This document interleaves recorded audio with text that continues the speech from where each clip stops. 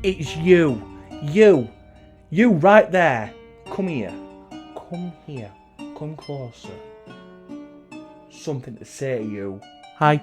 How's it going, everybody? Welcome back. Some kids say some really freaky like really freaky stuff. So here, it's the 10 freakiest things a child has ever said. 10 of them. And there's 50 here, so you're looking at a 5-part series. So the first one's called A Special Friend. So here we go. Hope you enjoy. By the way, these are not originally mine.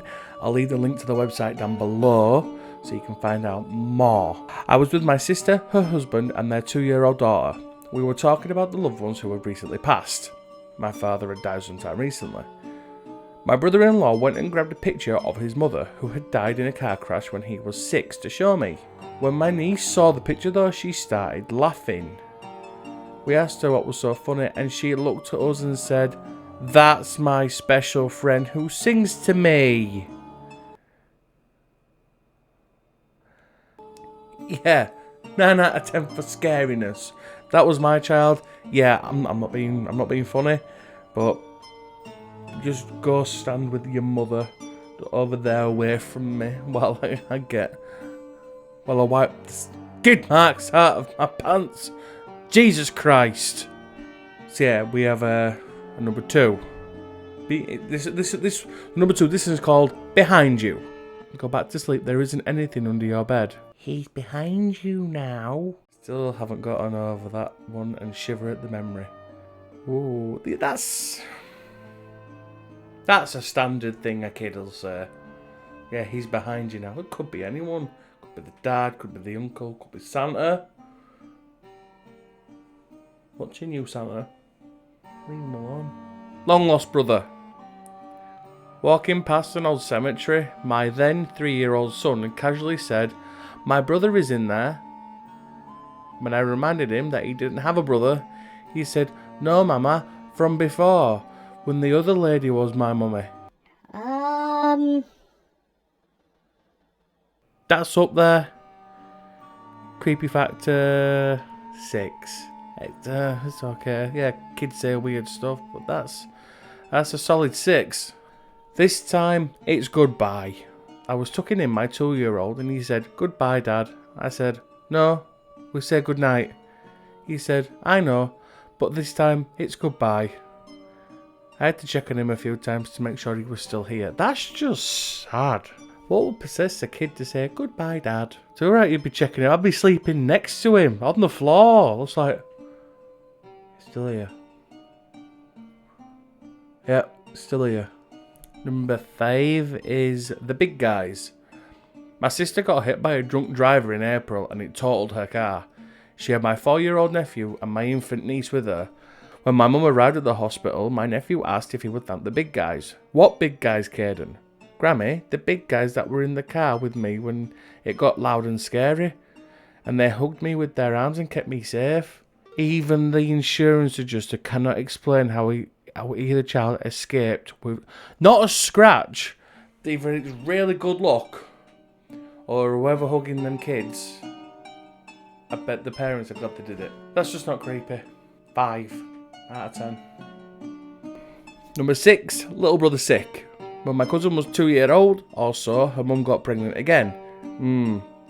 One day, she went to hug her mum's belly and said, "Little brother's sick." A few days later, she had a miscarriage. Wow. Damn. Oh my God, I feel sorry for him. But how did that little girl know? How did the little girl know? There is no way. I don't even know if it's a... Yeah, it's a girl. It's a she. But how did she know the little brother was sick? That's weird.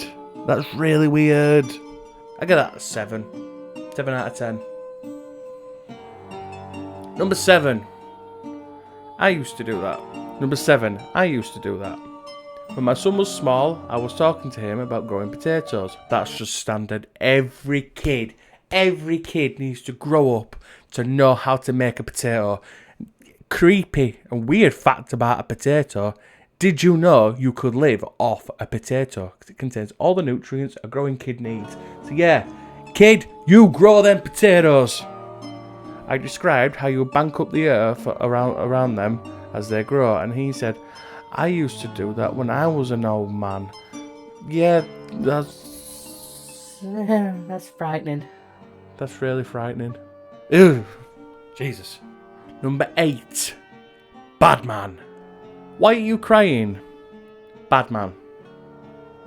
What bad man? There. Points behind me at a dark corner of the room.